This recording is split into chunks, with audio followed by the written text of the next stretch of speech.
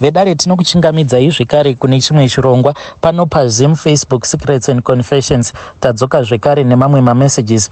Rekedzai tibva tapinda mumamessages edu atadzoka takakubatirai. Message yedu yekutanga yakamira sekudai so: hanzi makadi zvenyu mukoma, ndinokumbirawo kuti muge muchindiposterawo nyaya yangu makavigawo chitupa changu. Ininiwo ndiri mudzimai, ndine makore 23 years ekuberekwa. So mukoma, pari zvino ndine pamuviri, saka nhumbu yangu iyi yava kutoda kutonopinda mu3 months. Ndakaita mistake mukoma, because murume wangu paakauya kuno ndichizofind out kuti ndine pamuviri, ndaifungidzira kuti nhumbu iyi ndeyake. But pandakazoenda kuskani manje, because ndakazoti ndatumidzirwa mari nemurume ndokubva ndazoenda kuskani, madates acho mukoma haasi kana kutomboenderana zvachose, because ndakazosara manje ndodanana neumwewo bhiridha ndokubva azondipa pamuviri, saka iye haatozvizivi kuti ndiye akandipa pamuviri. So ndiri kungofungidzira kuti zviri nani kuti nhumbu iyi ndinge ndichiibvisa, because hazvitomboiti zvinomakisa. So zvakaitika mukoma ndezvekudai, I got married, this was 2 years ago. Murume wangu iye akatongonimitisa, akati auya kunoku ndokubva tadanana, ndokubva andibvisa kumhandara, ndokubva ndatobatira pamuviri. So mukoma akabva azodzokera kuJoni, ndikabva ndafind out kuti ndainge ndava nepamuviri. Ipapo I was not cheating on him. Ndikabva ndazoenda kumba kwavo, ndikabva ndamutizira, ndakatomutizira iye asipo. Saka ndaifungidzira kuti maybe iye ainge achazotumidzira vabereki vake mari sezvatainge takavimbisana, but akabva azoramba. Akazodzoka kuno kuZim ndokubva tataurirana, akabva ati ina handidi mukadzi anogara kuJoni, nekuti vakadzi vose vanobva kuZim vanoendeswa nevarume vavo kuJoni vanozotanga kuita zvechihure, saka iwe ugara kuno kumusha ndo kune vakadzi vane hunhu. Ndikabva ndati it is fine. Saka vamwene vangu vanonetsa mukoma, vanotaurisa plus vanonyima. Saka akazoti adzoka manje aine mari. Ndikabva ndati mari iyi tikufanira kutoti tinge tichitsvaka stand. Ndokubva taenda kwaSabhuku mushure mekunge vamwene vati tinge tichichekerwawo munda, ndokubva ndaramba. Iye akabva aramba zvekare, because anonditeerera. Saka takabva tazowana stand, but stand yedu iyi yatakawana patori nechinhambwe kubva pamba pevabereki vake. So I think kuti izvi ndo zvakazokonzeresa manje kuti ndizoita zvehunhubu, because murume manje akabva azoti taifanira kuti tinge tichipedzisa kuvaka, saka akabva azoti ndinge ndichitsvaka bhiridha. Saka ndakabva ndazotsvaka bhiridha, but bhiridha uyu mukoma, murume iyeye ndakadzidza naye, saka takazongotanga kuita majokes paya paainge achivaka. Kudzamara one day azodzoka pamba usiku, ndokubva azondibvunza kuti ndainge ndisina kuisuwa here. Saka ndikabva ndamuti ndainge ndaisuwa. Iye ainge achida kuti ndinge ndichita sei, because murume wangu ainge ari kuSouth Africa. Akabva ati ndinokwanisa kukupa, ndikabva ndabvuma paya. Saka usiku hwekutanga patikarara tose takatovimbisana kuti tichaita bonde tichishandisirana dziviriro, but ndakazonzwa manje zvava nekamwe katest. Ndikabva ndatonzwa kutoti apa ndainge ndava kutoitwa yeke, ende ndikabva ndanyepedzera sekunge painge pasina kana zvandainge ndichimbonzwa, kuzotosvika munhu achizoita zvinhu zvake achizozvisira mandiri, ndokutomitiswa kwandakazoitwa ikoko.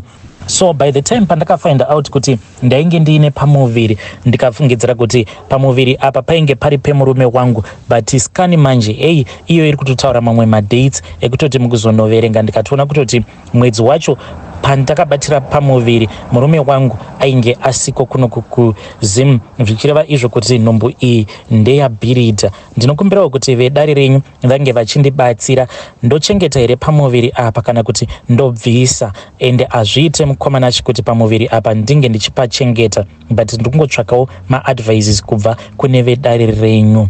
Vedare ndo message iyo yandakatumidzirwa ichibva kuna vahanzvadzi vedu. Please ngatizamei kuti tinge tichitaura navo vahanzvadzi vedu ava mucomment section.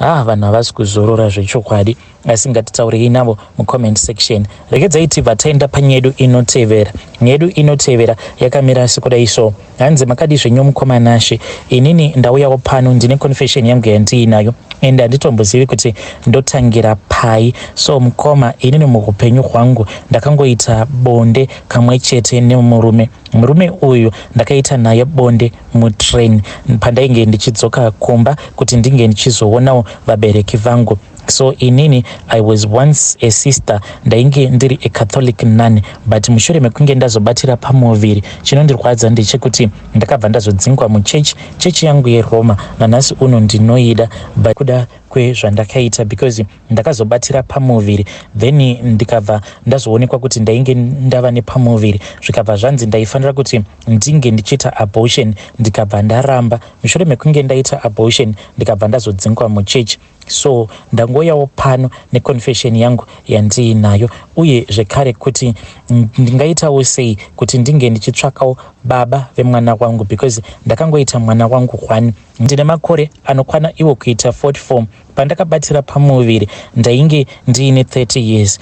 So panguva yacho iyoyo pandakazosangana nemurume uyo wandakazoita naye bonde mutrain, ndainge ndiri munzira ndichienda kunoona amai because vainge vachirwara. Saka ndakati ndirimo mutrain muya mukoma, pane umwe murume uyo ainge akamira kumashure kwangu. So murume uyo mukoma ainge amire kumashure kwangu, hei zvaakazotanga kundiita mukoma kana neni ndega ndakabva ndazotadza kukurira muenzo uya. Iye paakaona kuti ndainge ndatova weak, zvaainge andiita ainge atoita kuti ndinge ndichiva weak, murume uyu akabva azotora ruoko rwangu ndokubva azotanga kundibatisa sikarudzi yake. Saka akabva azonditi ainge achida kurara neni, inini ndikabva ndagutsurirawo musoro. Train yakati ichifamba kudaro mukoma ndokubva azama kuita bonde neni nekumashure uku, but akabva aona kuti ainge achikoniwa. Sezvo ndainge ndichiri mhandara akabva atadza kuita bonde neni ndokubva andidhonza, akabva ati nditevere. So takabva tazoenda kutoilet,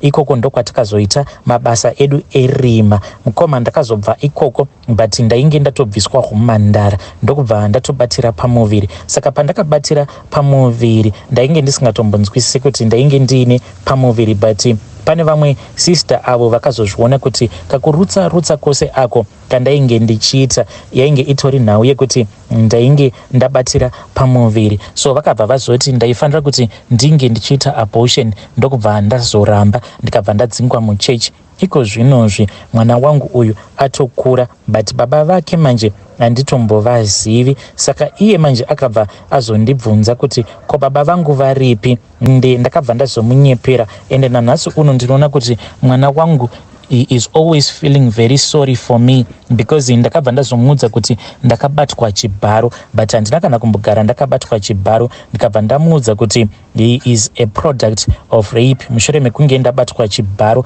ndokubva ndazobatira pamuviri. Ende zvinondirwadza kuti mwana wangu iye anotofungidzira kuti he is a product of rape. Zvine maeffects here kunyepera kwandakaita mwana kuti iye is a product of rape, yet it was just a sin that I committed with that man that I met on that train. Ndinokumbirawo kuti vedare renyu vange vachindibatsira, uye zvekare ndine shungu dzekuti dai ndakwanisa kudzokera zvekare kuchechi kwangu, because I love my church.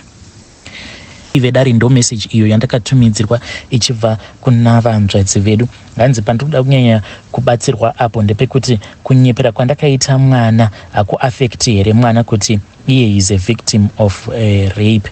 Ndakabatwa chibharo ndikabva ndazobatira pamuviri, then ndikabva ndazozvara eyu mwana wangu. Hanzi does it not affect him? Saka ngativabatsireiwo mucomment section vanzvadzi vedu ava. Rege vataenda panyedu inotevera. Nyedu inotevera yakamira sekudai. Hanzi makadi zvenyu mukoma, ndinokumbirawo kuti munge muchindipostirawo nyaya yangu makavika chitupa changu. So ndauyawo pano neconfession yangu yandiinayo, hoping kuti vedare renyu vanokwanisa kundibatsira. Mukoma, ininika zvandakaitwa nababa mufundisi, even though it was indirectly what he did to me, but vakakuvadza moyo wangu uye vakakuvadza mweya wangu. Ndoita sei? Should I approach one of our church elders? Ndobva ndavaudza here kuti vakatikuvadza moyo yedu inini nemurume wangu, but iye murume wangu manje haadi kuti ndinge ndichitaura nezvayo nyaya iyi. Ndo zvinokonzeresa kuti chironda ichi chatakapiwa chiri mumwoyo mangu chisapora.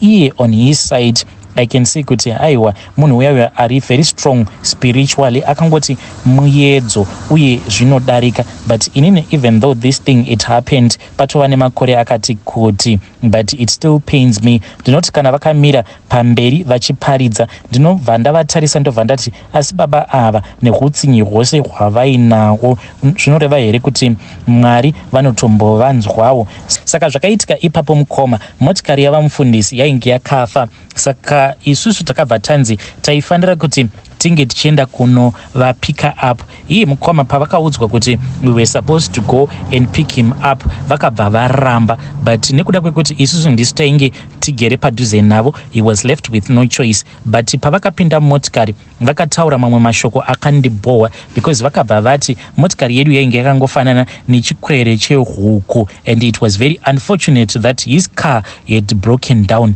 Ndakarwadziwa mukoma. Kana murume wangu ndakamuona kuti akarwadziwa. Esi wacho iwoyo vakazoti vasimuka vava kuparidza, vakabva vazotanga kufamba murume wangu vachitotaura pamusoro pemotikari yedu. And vanhu vazhinji vakatongoziva kutoti munhu ainge achitaurwa nezvake apa, uye motikari yainge ichitaurwa nezvayo yainge iri motikari yedu. Mukoma, zvinhu izvozvo zvakandirwadza. I saw my husband getting up from where he was seated vachienda zvake panze ndokubva azodzoka mushure mekunge vapedza kuparidza. But takazoti tava kumba tava kutaura nezvayo, iye akangoti ndavaregerera. He also make some mistakes as a man of God. But inini mukoma, nanhasi uno handisati ndakwanisa kuvaregerera. Ndinoti kana ndikapfugama so ndinobva ndatanga kunzwa ndichivira nehasha. Saka ndinokumbirawo kuti vedare renyu vange vachindibatsira kuti bitterness iyi iri kunditadzisa kunamata ndingaibvisawo sei pamwoyo wangu, because I feel as if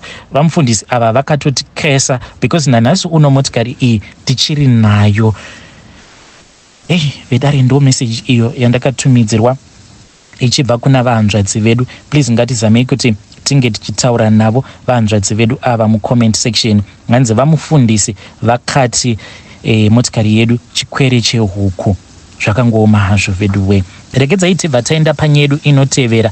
Nyedu inotevera yakamira sekudai. Hanzi makadi zvenyu mukoma, ndinokumbirawo kuti muge muchindiposterawo nyaya yangu makaviga chitupa changu. Iniwo ndine makore 26 years ekuberekwa. Ndava negore ndigere nemudzimai wangu, but mwana dololo. Saka inini nemudzimai wangu tinoendawo kuPentecostal, takasanganawo muno muSouth Africa. Saka handichazivi kuti dambudziko ndini here kana kuti dambudziko ndiye, but iye manje ane mwana wake. Ini kubva zvandakatanga kudanana nevanhukadzi, ndichirara nevanhukadzi, handina kana kumbogara ndakanzwa mukadzi akauya kwandiri achiti ndainge ndamumitisa. Saka handichazivi, ndikutotsvakawo advice. Saka iye mudzimai wangu ava kuti tiri kufanira kuti tinge tichimboenda kumasowe tombonobvunzirawo ikoko. Ndokusaka ndauyawo pano. So tichikura mukoma tainge tichingoudzwa kuti baba vedu vakaponda munhu. So zvakaitika ndezvekudai. So baba vangu vava munhu uya ainge ari violent uye vaifarira kurwa nevanhu. Saka hanzi pane rimwe zuva apo pavakaenda kubhawa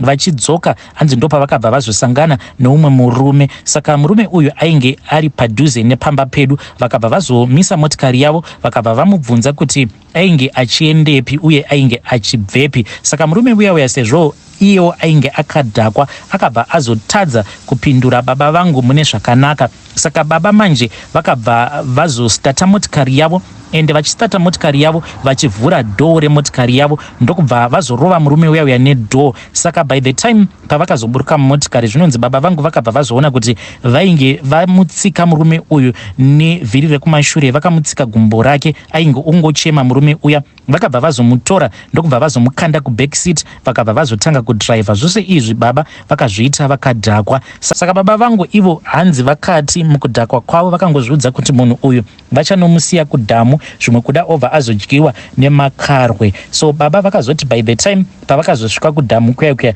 munhu uya ainge atofenta sezvo ainge aluza ropa rakawanda. Baba manje ndo pavakabva vazotora banga ravo riya ndokubva vatanga kucheka murume uya vachikanda mapieces mudhamu muya. Asi vakazoonekwa nevamwe varume vainge vachiredza hove dzavo. Saka varume vaya vakabva vazobata baba ndokubva vazodana mapurisa, ndokusungwa kwakaitwa baba vangu.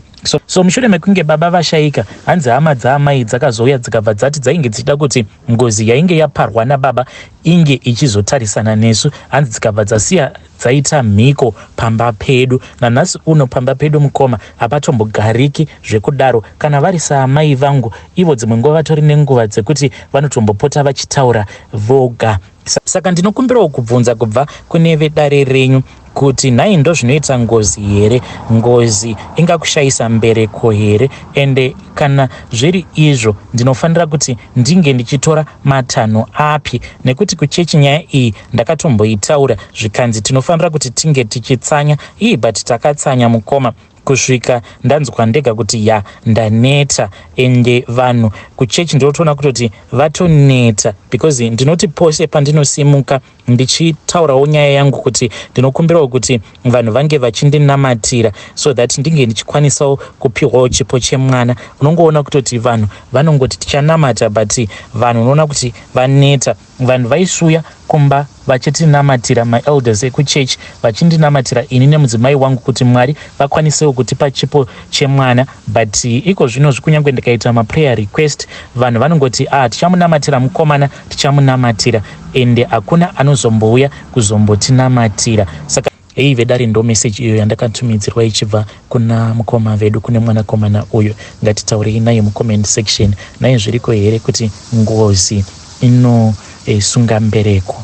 Anzi ndo pandoda kuziva ipapo kuti ngozi ingasunga mbereko here. Saka ngatitaurei naye mwanakomana uyu mucomment section.